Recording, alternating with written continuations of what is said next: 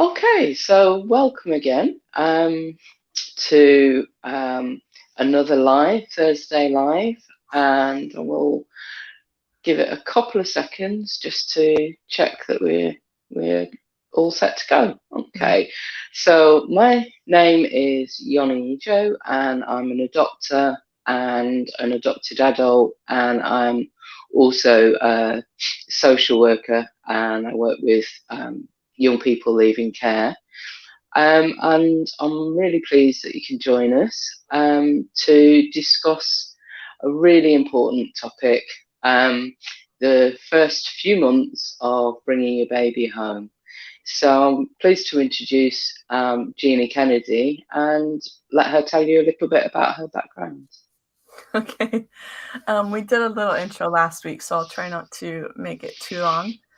Suffice it to say, I have a degree in teaching, home education. I also have a hypnotherapy certification. I have hypnobirthing certification. I volunteered in orphanages as a young adult, and I love babies. And I love teaching about babies and families and parents and how to help and grow them. And yeah, so Yoni asked me to come on here and talk with you guys about that today.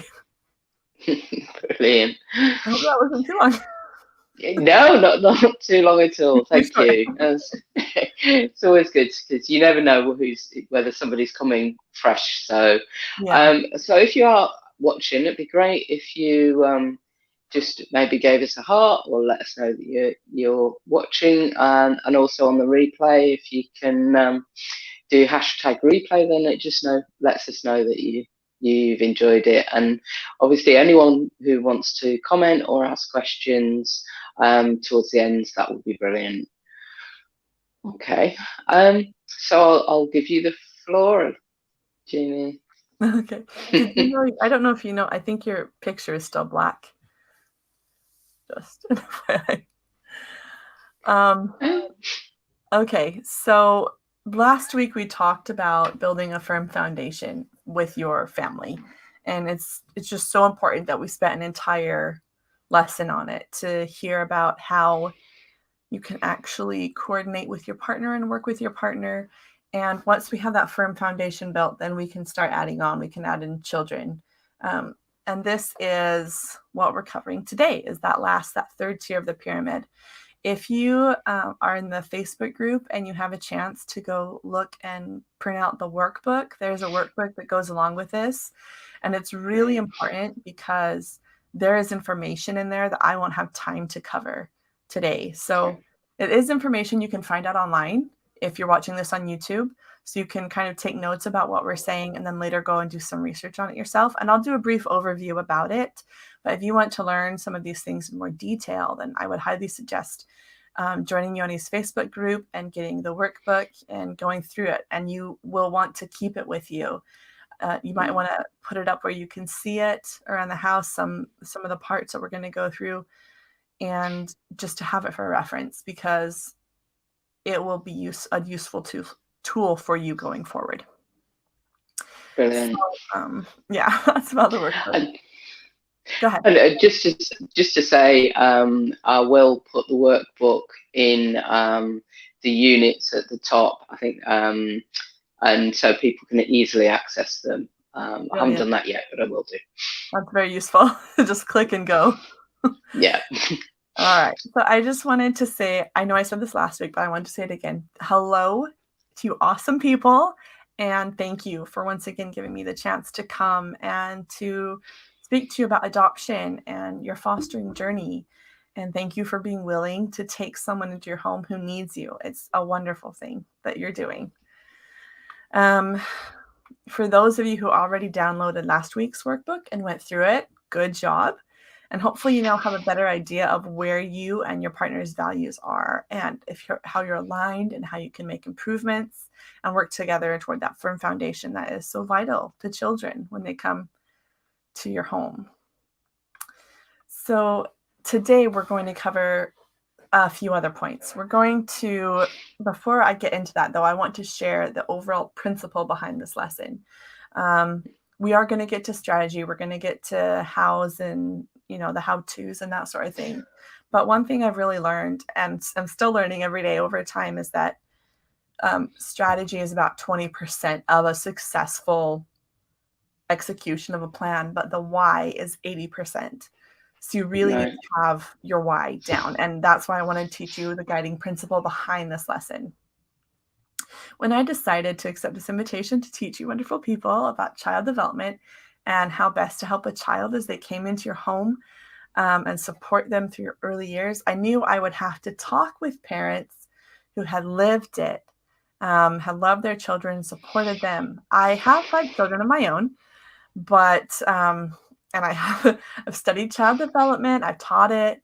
I've had the education for all teaching children in exceptional circumstances, whatever that may be.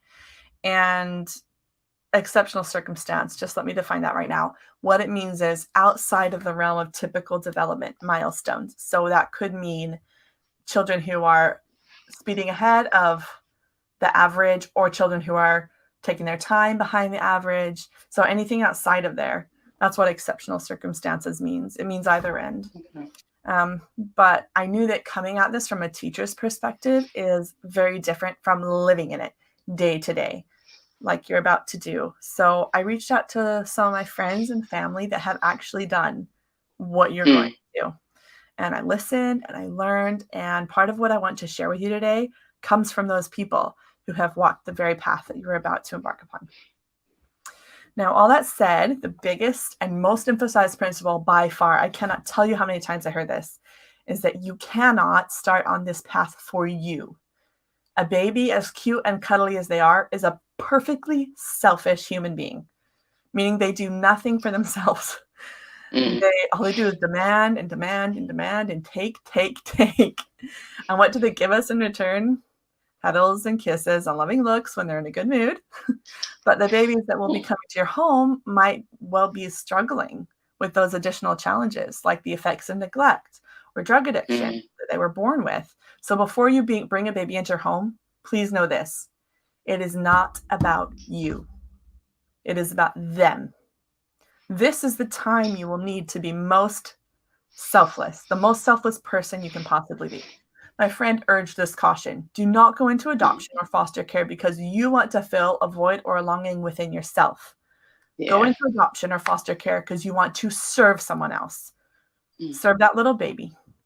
That baby who went through things that no one should ever have to go through, much less an innocent person. So go in with a heart dedicated to serving them without asking anything in return, and you'll find depths to yourself that you never knew you had. It's got to be about the little person. When you love them unconditionally, they reward you by loving you. So that's the guiding principle behind this. Did you have a question, Young? I thought I heard you saying something. No, I think I was just agreeing with you. I think it's a really fundamental thing to think about why you're going into it, and recognize that it is about, obviously it's about building your family and all the rest of it, but the first thing is, can you meet that child's needs and to help them. Yeah, exactly. Okay, so today I'm going to cover 3 points briefly. So the first one I'm going to cover, just so we have that idea of that baseline milestones, is the typical infant development of the first 2 years of life. And then we'll talk about the exceptional circumstances through which many of you will be supporting your child. We'll give you some resources to educate yourself on how best to help your child and strategies for working as a team and what to expect. Does that sound good? Sounds great. All right. So first, infant development. In order to understand the development of your child, you need to know a little bit about the progression of brain development.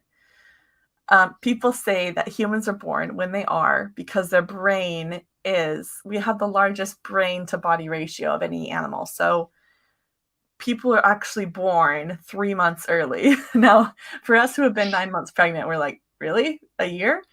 But our bodies are actually underdeveloped for birth. If you notice the difference between a newborn and a 3-month-old, the difference is massive. So The reason we're born early is because our brains have gotten, that's the size they need to be. If our brain kept growing and our head kept growing, it'd be hard to, have a baby. But that brain development in that first 3 months or so, that was those first months after birth, is the equivalent speed of the brain developing in utero, which is an incredible rate. It's so fast. So that brain development, that first, those impressions, those tastes, those smells, those sights, all those things trigger brain development. And that's when a child is nurtured properly. And some children, when they're not nurtured properly or even neglected or even hurt, their brain development doesn't grow the same. And they have parts of their brain that haven't grown properly because they didn't get the touch and the stimulation that they should have had at that stage of their development. So just remember that as they grow physically, parts of their brain are developing too. So sometimes you may think a child is doing something naughty, but it's quite literally that their brain doesn't know how to do anything differently. I want to give a little example for that because it's kind of an abstract concept. So children go through a stage where they're fascinated by putting things in and pulling things and taking things out. I mean, I'm sure you've seen this where they have all the, the toys you can make with a little jar and you put in little fuzzy balls and they put them in and take them out and all those sort of things. Children love that. It's actually part of their development. Taking out and putting in. It's part of their gross motor skills because they're learning to move their hands. It's part of their fine motor skills because they're learning a pincer grasp. So it's a part of their cognitive development because their brain is beginning to understand objects.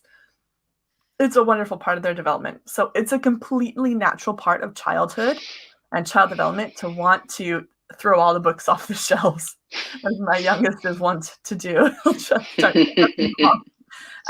Or pull all the towels out of the drawer, or just make a huge mess. So instead of standing there and looking at it like, why did my child just take all the laundry out when I put it in the washing machine? Why did they do this? Then sometimes, this is what I do, I'll actually sit back and admire it. I'll be like, hey, that's pretty good. Because I know that they're developing and that their brain is developing. So don't be frustrated if they undo your work or whatever it is. And part of it is when they pull something out, you can actually, my son will do this. He'll bring me something. So he likes to take out all the dishwasher tablets and hand them to me. And I'll look at them and then I hand it back to him and he goes and puts it back where it came from. So it's actually putting in and taking out back and forth. And it can go on for ages. And they'll just do this repetitive behavior, which we're actually going to learn about later, what those are called and what they teach. So recognize that these things that they're doing are part of their development and be more patient with them. Look at it from their point of view. So that's just one little example of how understanding the basic principle that the brain develops in stages can make you a kinder, more patient parent. So in the interest of time, because we have a lot, I have included a timeline in the workbook, but I've not put ages on it. I've done this for a very, very particular reason.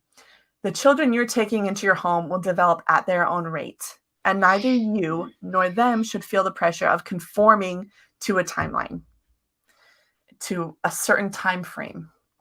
If you look on it, you'll see 4 categories. They are physical, which subdivides into 2 categories that are gross motor and fine motor. Gross motor is large muscles, arms, legs, learning to walk, learning to crawl, learning to climb up things, that sort of thing. And fine motor is using your fingers to, draw or color or pick something up. This is actually, to be able to do this, is actually called Pincer Grasp, and that's actually a developmental milestone. So when you see your child doing that, you'll know that their brain and their body are developing. Their fine motor skills are coming along.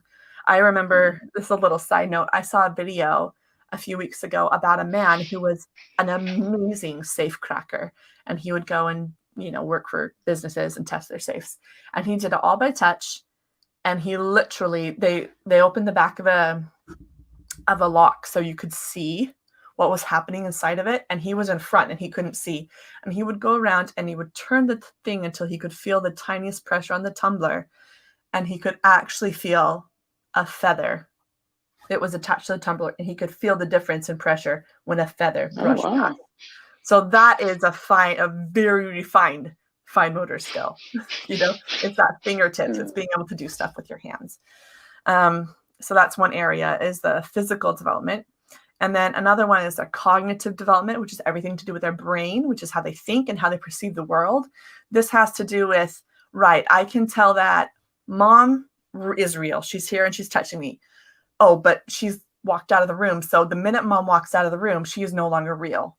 That is actually the way their brain works to start with. And then later they'll learn that she's still real even when she's out of the room. That's called object permanence. So there's all sorts of ways that they can develop. And that's all the cognitive part of it. Let me think. What's the next one we're going to cover? Check over here. Okay, and then we have the speech and language skills, which are, talking like we're doing now. And not just talking, but understanding what words mean. When they start to say their own words, when they start to babble, that's talk. Children, when they're born, they prefer a high-pitched voice. And I'm sure you've heard a mother speak to a baby and she'll talk in this silly baby language. It's almost like a sing-song in some ways. And that's actually got a name. It's called motherese. It's an actual language, what they call it. Yeah, it's cool. And then the last one is social development. So social development is learning that interactive social element of their lives, learning to play games, one of the big things of that you'll especially be dealing with most likely is attachment. And attachment is their attachment to the carer, to their parent, to whoever the adult figure is in their life. And that attachment helps them either feel safe or unsafe. So I'll just give you a really quick FYI. There are two kinds of attachment. And maybe, Yoni, maybe I can do you a quick quiz real fast. You can tell me what you think the right answer is. So let's say a mother and her son go to a play park and they're there, and the son will go off and he runs over to the chute and he starts climbing up there and turns around, looks at his mom, and he goes back and climbs the ladder to the chute and goes down and runs off to another part, and then looks back at his mom and she's there, and he climbs up again and he keeps glancing at his mom every few minutes. Okay. And let's say there's another mother and her son, and they go to the play park, and she goes to walk over to the trash can, and he's next to her. And the minute she walks over to the trash can, he cries and he follows her. So those are two types of attachment. One is called secure attachment and one is called insecure attachment. Which one do you think was the first mom whose son would go to the ladder and then keep looking at her? I think that's secure because he's exploring further away from mum. Exactly. So secure attachment is when he knows she's going to be there. It's not a question in his mind that if she leaves, she won't come back. And insecure attachment is that I don't know if you're going to be here or not, so I can't lose you.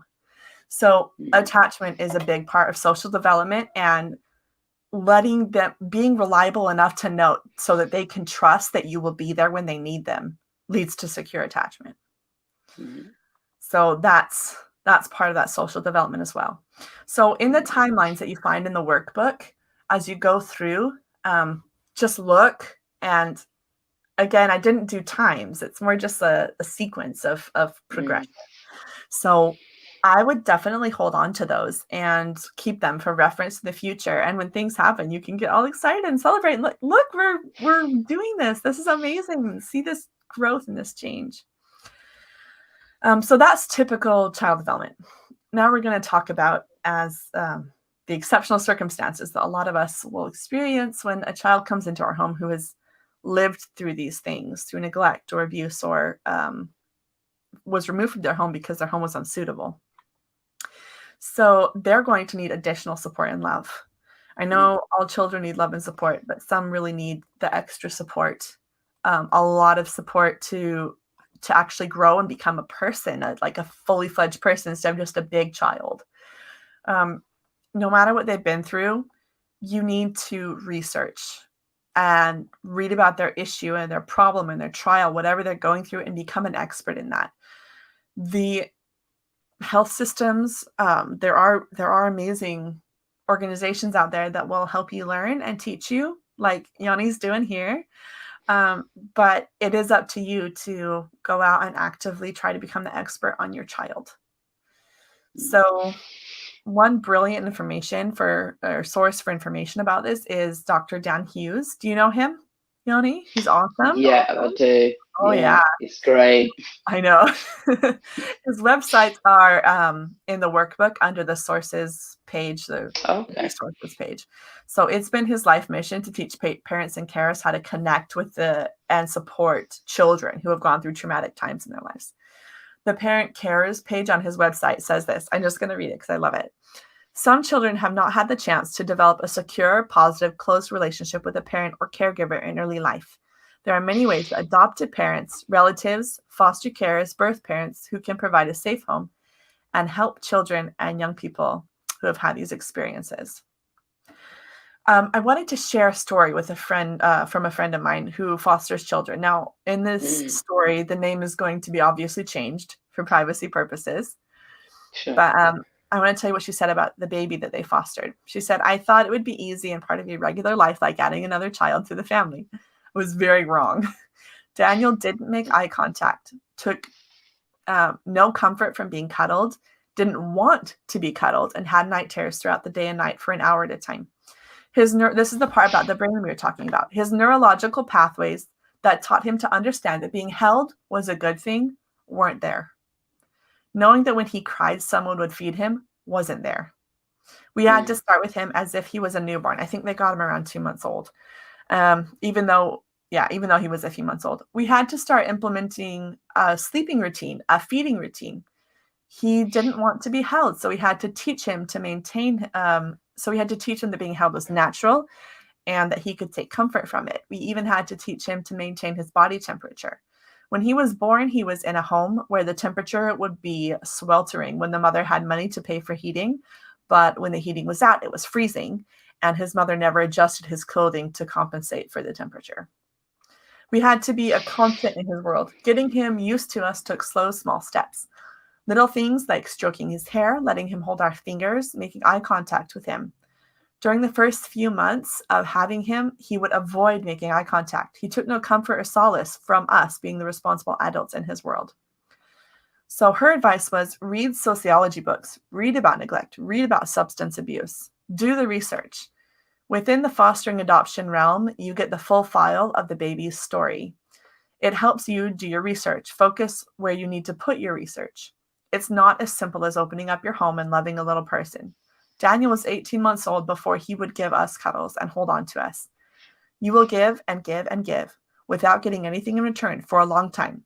So don't do it to fill your need. The vast majority of children who end up in the fostering and adoption network are taken away from severe poverty, neglect, substance abuse. It's a generational thing. These are her words. Babies having babies who have no idea how to be a parent. There's been no love in the pregnancy, no rubbing and soothing the bump, no love in the environment. Every single one of those children will have needs. So you need to do the research. And when you become the expert, you will need to educate your health visitors because they're not specially trained. They might not have seen it before. You have to be prepared to stand up to the health visitor and tell them that no, they have to think about things differently because they'll want to take their normal timeline boxes. They'll have their developmental timeline and they'll want to say, right, he or she is this age. Are they doing this? And you have to say, no, it doesn't work like that for a child who is developing at this other rate. It's not the same. So you have to be willing to educate them. Through pushing with the health visitor, my friend was able to get on the radar of a therapist who deals with the neglect and behavioral issues. And by doing that, the help that will be on offer for Daniel when he's older will be far greater rather than simply being labeled a child with needs. You have to be an advocate for your child who will stand on top, and you have to stand on top of the mountain and scream to get what they need. You'll hit brick walls, but you still have to go for it. You have to advocate for them. She says, at some point, your little person will reject you and push you in ways that you don't think is possible. Help them become people in a world that has abused them and hurt them. Your reward is that for helping them, they will love you for it. It takes a lot more than love. A lot of these children view love as a bargaining chip that others use on them. This happens from a really young age. But she says that through all the stress, the tears, the what are we doing, she said there's nothing we would change. Through helping a little person and focusing on their needs, there was the reward of seeing them start to be able to cope with their needs, and it's all okay. So you see that progression. You see them moving through that development, and you see I mean, I know as a mother of 5, the first step is amazing. And to have gone through all the hardness and added work before that for a child with exceptional needs to first take that step, I feel like my heart would explode with happiness to see them. So her big tips, and they're on the workbook as well, are 1, expect the unexpected. Try not to expect your to not expect your textbook baby. And then 2, when there's a meltdown, when the baby is screaming, take yourself out of your body and look at what's going on from a different perspective. Take a minute, look at it from the baby's perspective and figure out what they're trying to tell you. Their behavior is the only way of telling you what they're feeling or what they need, because they can't explain it. Read the situation from their point of view, not yours, to see what they need. They will let you know. When you look at it that way, you see things completely differently. You'll find out the hard way. You'll make mistakes loving this little person who has this bag of quirks, but don't get hung up on the mistakes because it doesn't help you or them. And she also says, when dealing with others, like your health visitors or doctors or even well-meaning adults, listen to your gut and your inner voice. Even if you're thinking that what you're thinking is ridiculous, just listen anyway. It's probably going to be right. If you speak to your social worker, be honest and open with them and tell them how you're feeling. Even if you're struggling, they're not going to take your baby away. They're going to help you. If you express that you need help, the door's open to give you help. So be kind to yourself and look for help when you need it. And to help yourself to not be stressed and not get your cortisol levels through the roof, you need to learn to tag team with your partner and trade off. When you're about to lose it and you're feeling there's too much pressure, just let the other one take over. And that way you're both in a position to complement each other and be strong. And one of you is rested and you can help out. And you have to be delivering the same messages. You have to be singing from the same hymn sheet. One can't be saying, yes, you can have the candy, and the other one saying, no, you can't have the candy. The children don't have the emotional and mental capacity to understand conflicting messages from their guardians. So deliver the same information and play by the same rules. And I love this little quote here. This is a beautiful one here. It says, this is a different friend of mine who has fostered 3 children and adopted them. She said, the babies need and deserve to be loved fully and unconditionally. And you learn quickly the whole thing about it being better to have loved and lost than never to have loved at all. If you love them with your whole heart and soul, it will naturally hurt worse than if you try to ration out your love. But our job is to put our hearts on the line for these kids, whatever the outcome. Wow, that's powerful. I know, I love that quote. There are a bunch more resources in the workbook. There's a Poddle Pod, I believe, is what she used for her child who didn't want to be held because he found comfort in that cocooning and it would keep him calm. It's obviously only to be used under adult supervision.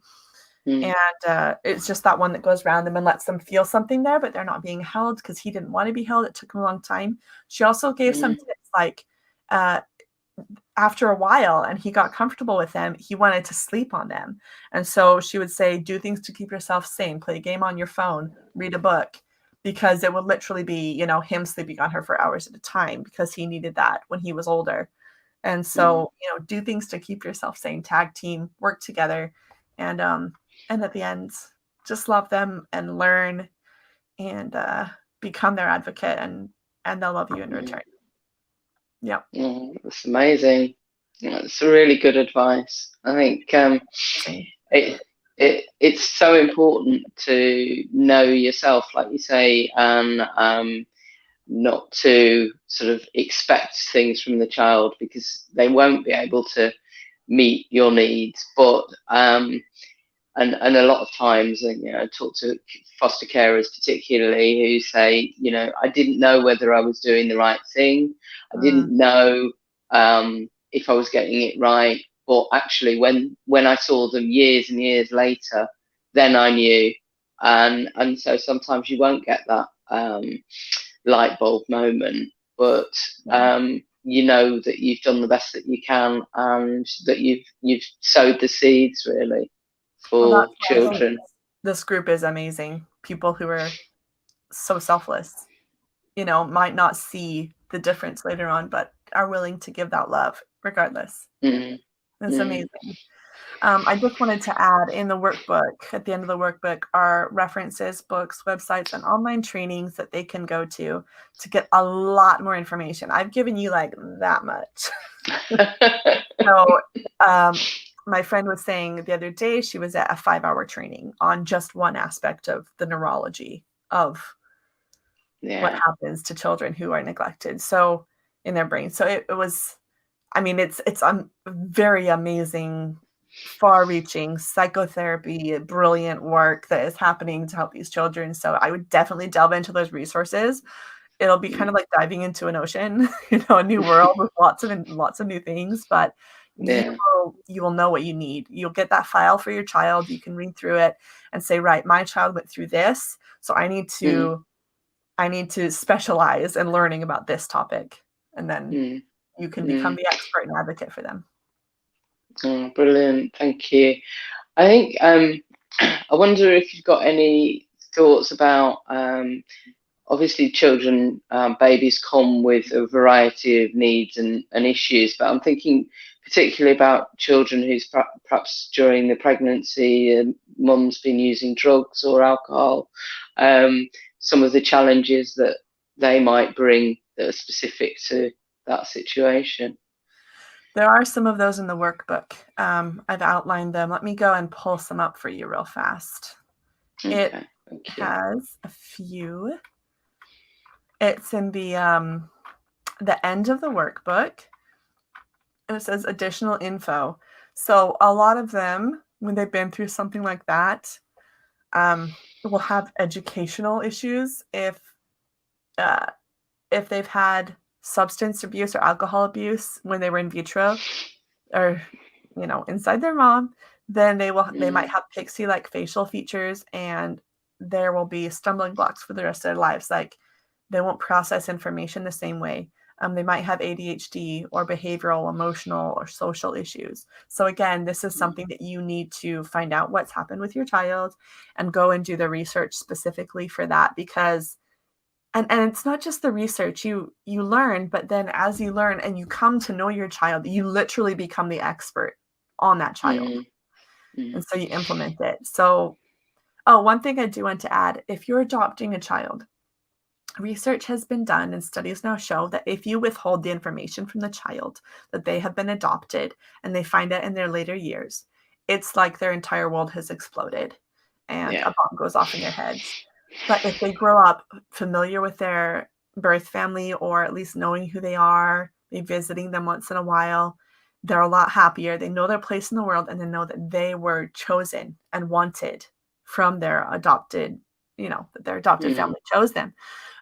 My cousin, who has these 3 adopted children, they all have open adoptions, and she, they know their mom, they know their siblings, and they visit with them, and it's a really healthy environment for these kids, and they're happy and they're thriving. So it's definitely advisable to let them know and let them know they were loved. They are loved. Yeah. Yeah. I used to work in a recruitment service for adopters, and one of the conversations I had with quite a few people who were applying or thinking was that conversation about what you would tell the child. And I always thought that those people who, obviously we didn't progress people for new adopters who weren't prepared to share the child's experience, but there were some maybe step parent adopters who didn't want to tell the child that they weren't the birth father, or and you always think, well, that child is going to learn that at some point. And would you rather tell them when they were young enough to understand and to do it in a positive way, Yeah. or do you want to leave it until perhaps you're dead, and then they start looking at having to do all of the legalities around that, and then find out that way? Because, or when if they need medical treatment, do you want them Yeah. to find out then? Because Yeah. at some point they will find out, and They like you will. say, it will be so destructive and difficult for that child, or adult at that point, because it puts into relief, everything that's ever happened is basically Is up for question. built on a lie. Yeah. um but Exactly. yeah, so I totally agree with you, and I'm sure that, I know, having talked to people in the group, that they are very open with their children, and definitely advocate that. And I guess one of the biggest, like you've said, one of the biggest roles for adopters is to advocate for their children on behalf of their children, Just like and any to be parent. really, Yeah. yeah, really tenacious with what their child needs. Well, there was what you were talking about just now with it makes them wonder and question things if they find out later in life that they were lied to, is there is actually, that's part of cognitive development. It's part of their worldview. So they actually start to, if you go to the workbook and you look in the cognitive development sheet, it actually explains a little bit about cognitive development. Is how a person perceives, thinks, and gains understanding of their world, right? So you want their understanding of the world to be, you are loved by us and we wanted you to be here, and you had this mom and she wanted the best for you, so she sent you to us because she wasn't in a position to take care of you, rather than all of a sudden my family isn't really my family, or that sort of feeling. And so it's important to have them incorporate that into their worldview when they're developing, rather than dashing it later on, if that makes sense, because it just makes everything up for grabs, really. Can I just say one more thing? I just realized I forgot to explain what schemas were. Schemas are patterns of repeated behavior. So like when we were talking about the putting out and or putting in and taking out, doing that over and over and over. A schema is repeating something so they understand it. Anyway, I realized I forgot to explain that, but it is on the cognitive development part of the workbook as well. So yeah, they're both, I mean, it's just a beautiful thing that these people are doing, and I commend everybody for it. It's something in my life that, for me, the reason I have started my membership and to teach people about the perfect mom life, which is sort of tongue in cheek, but the reason I've done that is because I want to, you're working on the end, and the people here are working on the end where you're taking care of little people who have been through this. And I want to jump to the other end and help parents to feel supported and to know where to look for resources and to know how to be a mother and work on that end. So I can help, hopefully, to prevent neglect or abuse or those sort of things. So I feel like we're working on the same problem, just different ends of it. So thank you guys for what you're doing. No, thank you. Thank you. It's been really interesting. I know people are going to download and print out the workbook and work through it. It's been really helpful having this time. So thank you. And if people want to connect with you, then the link is been scrolling across the screen. So do get in touch, and thank you again. It's been great. Welcome. Thank you to everybody for what you're doing. Seriously, from the bottom of my heart. I can't tell you what it means. Thank you so much. Thank you. Take care. Speak to you soon.